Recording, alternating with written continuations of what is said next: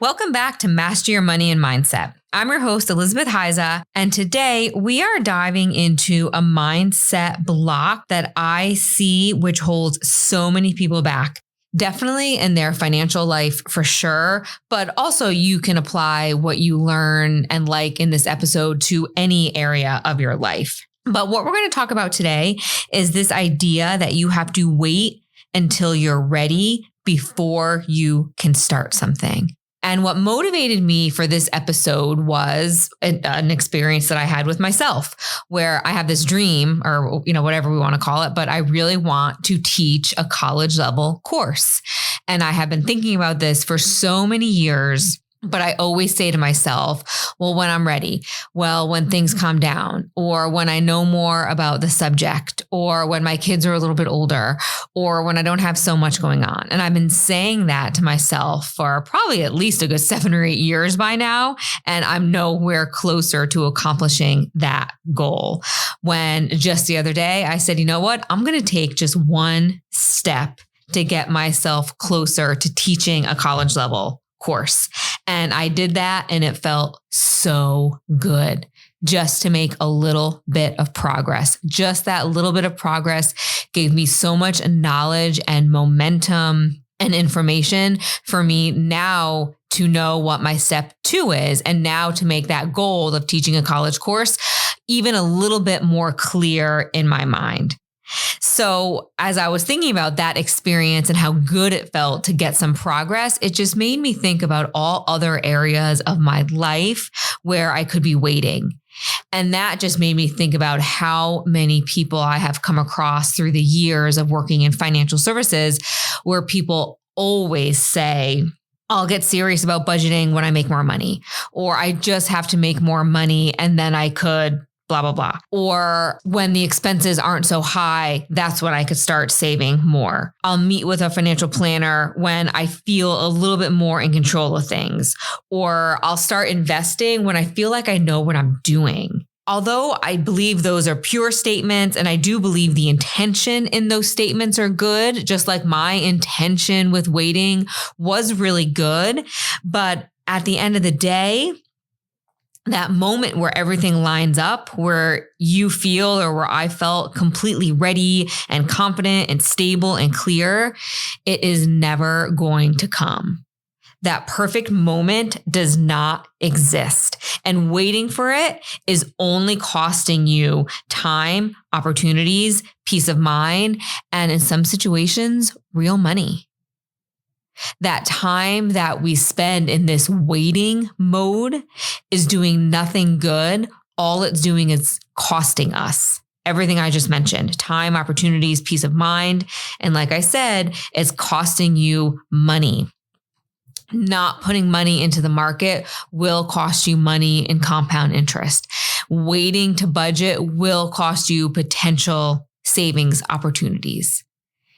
Anything that you're waiting to do is going to cost you in the long run, because you don't need more money to start working on your finances. I did not need more knowledge to move myself forward to teaching. All I needed was the permission to start exactly where I am, even though that starting line looks messy and incomplete and complex. I just needed to get moving. So a few years ago, and we hear this all the time at our firm, but a few years ago, we heard of a client who was in her 40s, who, had a good job, but didn't feel ready to move her finances forward. She came to one of our financial workshops, and although she had all the tangible things you need to start working on your finances, she just didn't feel ready. She still didn't really understand her finances or what her next step needed to be. She's been meaning to figure it out. I put quotes up there, but she keeps telling herself that she'll do it when she makes more or when things calm down. And it was one of our advisors who told her, nope, you're ready right now. Right now is always the best time to start. Now, that definition of start will look different for everybody. That next step, what starting means, will look completely different for everybody. But starting is key. I think we all carry an image of what ready looks like. We think we need more money, more knowledge, more stability, more time, more calmness. And even though that all may be true, I'm sure it is, but the reality is the only way you can be ready is by starting. You don't wait until you're fit to go to the gym. You go to the gym to get fit. It's that statement that I hear all the time in my world that competence is what gives you confidence. So competence is your knowledge or skill level on a particular topic. So you can't get confident in something if you are not competent in it. And the only way to get competent is to start learning, is to take an action. You learn by engaging in a topic, and your finances are no different. One of the most expensive lies that we tell ourselves is that you will take action later. You will take action when. That lie, again, although the intention is good, it is a lie. That lie is costing you so much money. Because unfortunately, that later isn't later in the day, later this evening, later this week. Unfortunately, that later goes by in months and years. I don't know how many times I've said to myself, I'll do it soon. And next thing I know, years have gone by. And I've been meaning to do it. My intentions were that I wanted to do it, but just time flies. We're all living our life. So when we wait as long as later or soon, we are left in the same place as we were years ago, but more frustrated and possibly even in a bigger hole than we were when we started.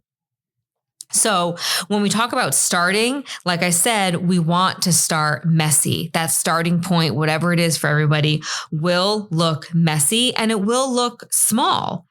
And most likely it will be scary and it will look scary to you, but you should start before you feel ready.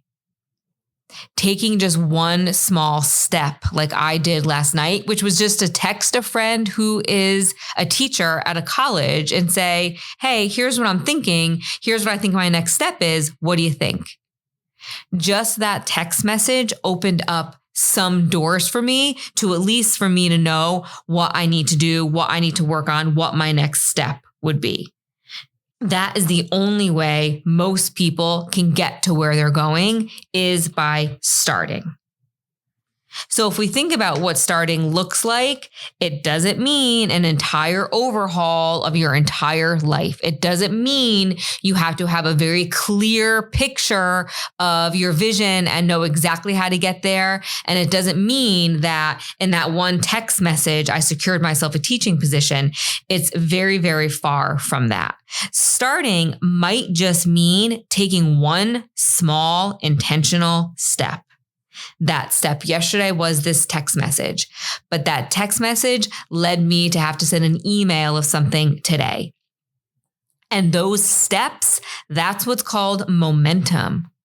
And now I'm taking those steps, I've turned them into momentum and I'm moving forward.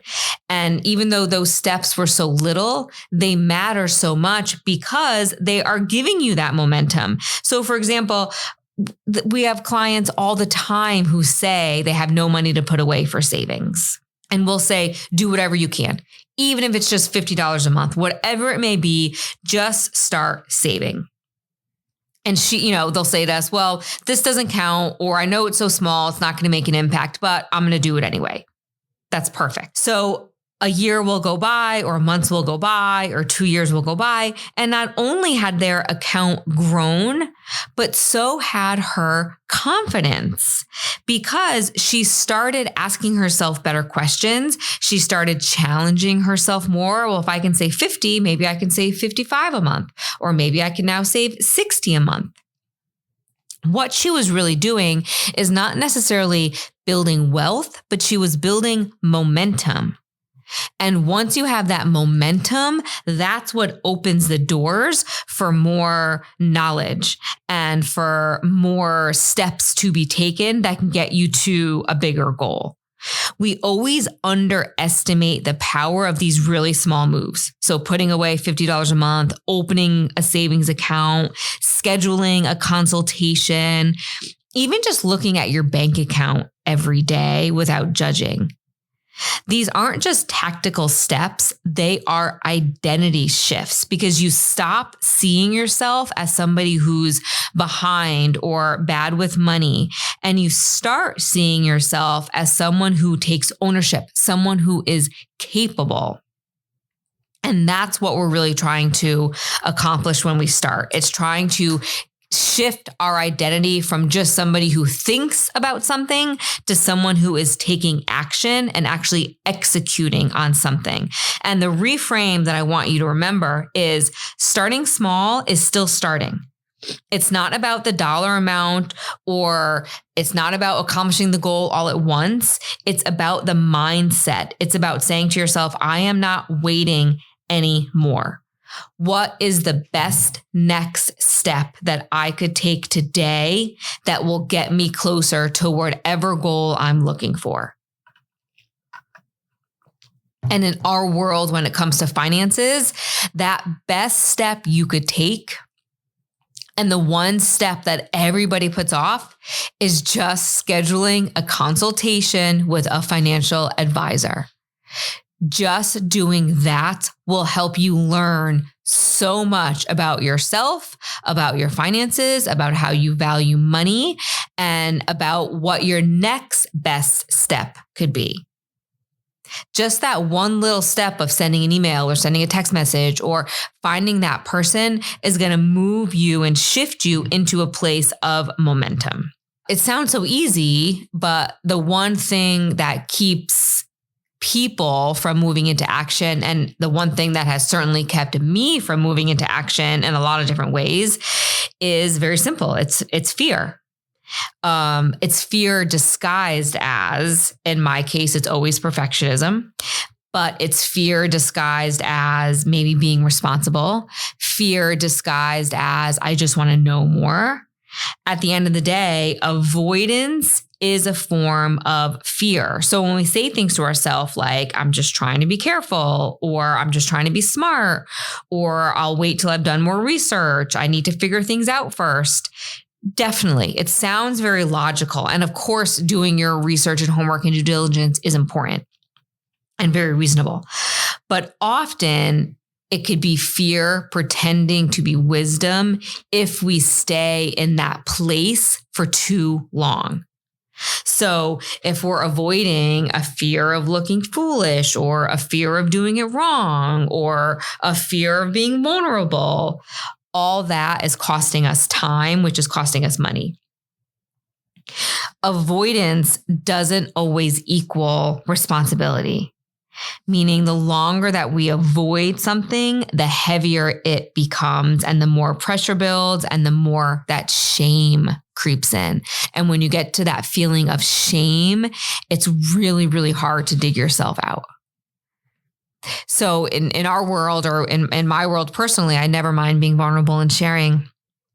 If you avoid something, especially in your financial life, which I've done many times, if you avoid a financial issue, it could be maybe not sticking to a budget longer than you should.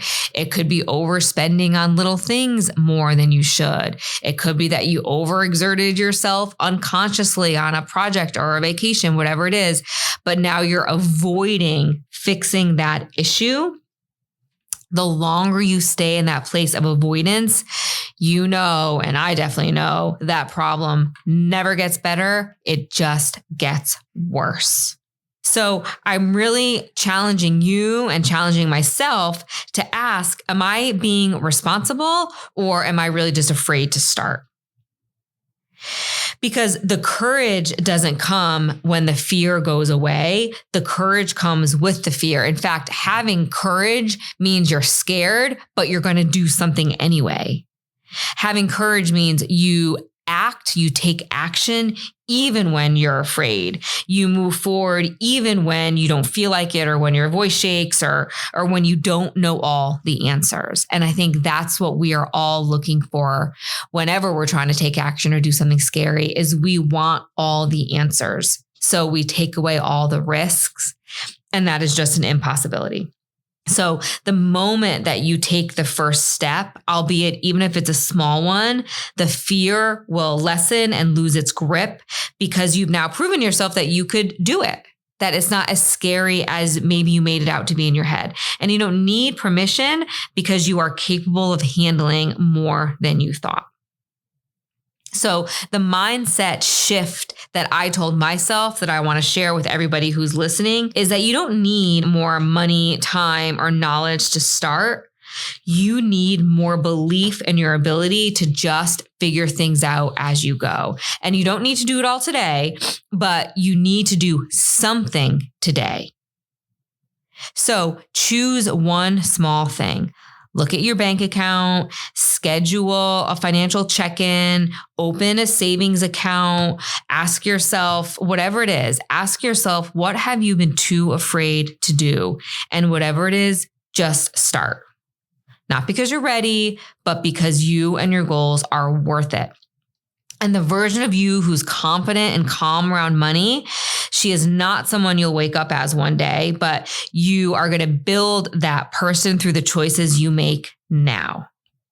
So thank you for spending time with me today on Master Your Money and Mindset. If any of this resonated with you, please share it with a friend, leave a review, or just send me a message. I'd love to hear your thoughts. Thank you for listening to Master Your Money and Mindset. You can find these episodes on YouTube or wherever you listen to your podcasts. Don't forget to like and subscribe if you enjoyed what you heard.